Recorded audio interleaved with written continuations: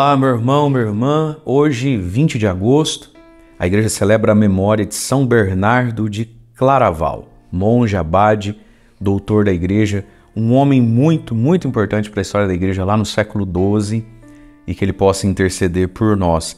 E eu quero acolher quem me encontra a primeira vez pelo YouTube, se inscreva já aqui no nosso canal, tem muita coisa boa acontecendo aqui dentro, ative as notificações. Durante aqui a proclamação da palavra, do evangelho desse dia, deixa o seu joinha, o seu like, seu comentário, isso ajuda o YouTube a nos mostrar para mais pessoas, é um modo de você evangelizar junto com o Padre também.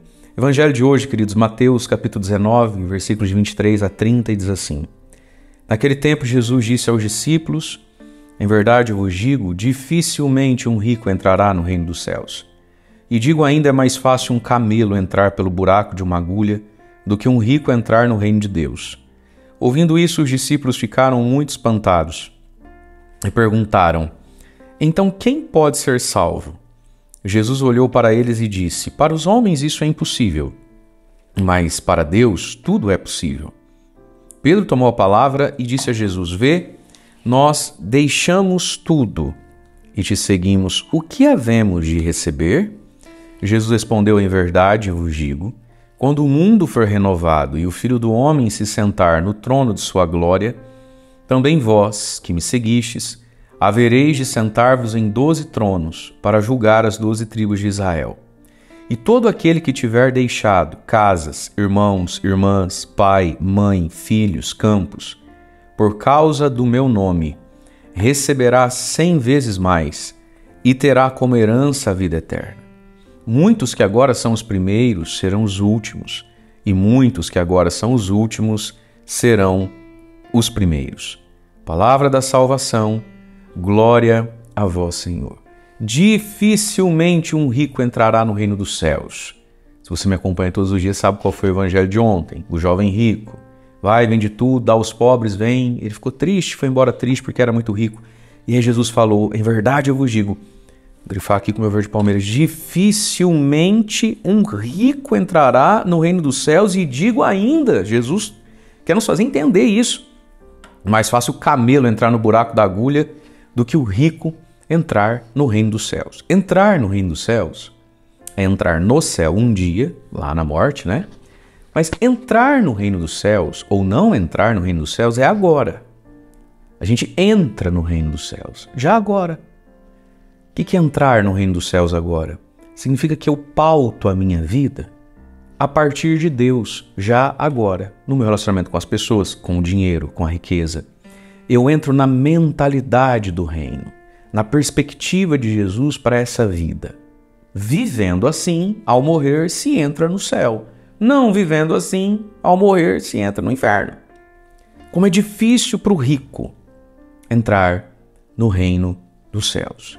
Aí, o evangelho tem aqui uma sutileza que às vezes pode nos passar desapercebido. Versículo 25. Ouvindo isso, que é difícil para o rico entrar no céu, mais fácil talvez é ir para o inferno então, que é mais fácil o camelo passar no buraco da agulha do que o rico entrar no céu, diz o evangelho. Ouvindo isso, os discípulos ficaram muito espantados. Significa então que eles não viam problema nenhum na riqueza. E perguntaram: Então, olha isso, gente, então quem pode ser salvo? Ou seja, peraí, Jesus, se é difícil para o rico entrar no céu, então quem vai entrar no céu? Para eles, a riqueza era o sinal de que Deus era amigo, de que Deus era favorável, de que Deus aplaudia a pessoa. E, meus irmãos, a experiência nos mostra, tem gente que vive do jeito que o diabo gosta, e quanto mais vive do jeito que o diabo gosta, mais dinheiro tem. A riqueza na vida de muitas pessoas não é uma desgraça, não é uma bênção, é perdição, não é salvação. Tem gente, como diz o povo, vende a mãe, entrega embrulhada com um lacinho para ser rico. Mas veja, talvez até hoje muitos de nós estejamos aí com alguma crise de fé porque não temos riqueza. E você vê pessoas que não são virtuosas, não são boas, não temem a Deus, passam por cima, vivem uma vida imoral, e elas vão prosperando. Veja, não baseie o amor que Deus tem por você ou por alguém em riqueza. Não é assim. E Jesus diz, para os homens é impossível, né? Para essa cabeça mundana é impossível que o pobre seja amigo de Deus, que Deus ame, que Deus sorria para o pobre e faça cara feia para o rico. Mas se é assim, por que não faz o rico ficar pobre para ficar rico? Para os homens isso é impossível, mas para Deus, Pedro, tudo é possível, né? Tudo é possível. Então, meus queridos, nós vamos repaginar aí a nossa cabecita, hein, com relação a alguns conceitos. Porque olha o que vem agora. Pedro, então, toma a palavra e diz a Jesus: vê, nós deixamos tudo e te seguimos. O que haveremos de receber? Ou seja, Jesus, por tua causa a gente ficou pobre. No fundo, a gente acredita que abençoado é o rico, mas o Senhor mexe tanto com a gente que a gente deixou tudo para te seguir e ficou pobre. Mas aí vem uma pergunta: o que haveremos de receber? É como, talvez Pedro estivesse querendo assim, quer dizer então que se eu te seguir, deixar tudo para te seguir, no fim das contas você não me faz ficar rico? Né? O que haveremos de receber? Né? Deixamos tudo, o que haveremos de receber? Aí, vamos lá. O que é a grandeza de um homem, de uma mulher, aos olhos de Deus? Jesus diz: em verdade eu vos digo, quando tudo isso aqui for renovado e eu vier na glória, lá no último dia, o julgamento final, vós que me seguistes, ou seja, vocês que não ganharam tudo, vocês que deixaram tudo, quem deixou tudo para me seguir, quem se desamarrou de tudo para me seguir, quem não permitiu que nada atrapalhasse em me seguir, havereis de sentar-vos em 12 tronos para julgar as 12 tribos de Israel. Ou seja, o que vocês vão receber, Pedro? Vocês vão receber um trono no céu e vão receber de Deus uma dignidade. Vocês vão ser o critério do julgamento final. Meus queridos, isso aqui é tão profundo que nos ajuda a entender o porquê que quando a gente quer seguir a Deus, as pessoas parecem que se irritam, se levantam contra. A primeira leitura da missa de ontem, Ezequiel 24, 15 e 24, o povo disse assim a Ezequiel, pergunta ao profeta: você não vai nos explicar o que tem a ver conosco, a vida que você vive, as coisas que você faz? Né? Aí no versículo 24 assim, Ezequiel, diz o Senhor, servirá para vós como sinal. Veja, meus queridos, olha o que Jesus está dizendo. Pedro, quem deixa tudo por amor a mim, quem nessa vida toma até prejuízo financeiro por amor a mim, no último dia, são vocês que vão julgar esse mundo. E aí no último dia, quando chegar lá um monte de gente que explorou os mais pobres, que não consolou ninguém porque era muito rico, precisava juntar, porque gastou horrores com o luxo, com o supérfluo. Não vou julgar ninguém não, Pedro. Você, que deixou tudo por mim. Tinha um barco para pescar, tinha os seus peixes, né? Tinha as suas redes. Você, Pedro, é o critério do julgamento final. Meus irmãos, quando a gente chegar no céu, o que nós vamos fazer com esse monte de desculpa que a gente dá quando a gente vê lá no céu, que entrou no céu, Madre Teresa de Calcutá, São Francisco de Assis, São Pedro os Apóstolos? Vai colar as nossas histórias de que eu tinha que pensar no futuro dos meus filhos, de que também não é assim? Vai colar? Quando a gente ver lá os mártires, os santos, vai colar? É que eu estava com sono, é que o padre me tratou mal, é que a fulana da igreja era linguaruda, é que a carne é fraca, é que jovem, o senhor sabe como é, que homem é complicado, né?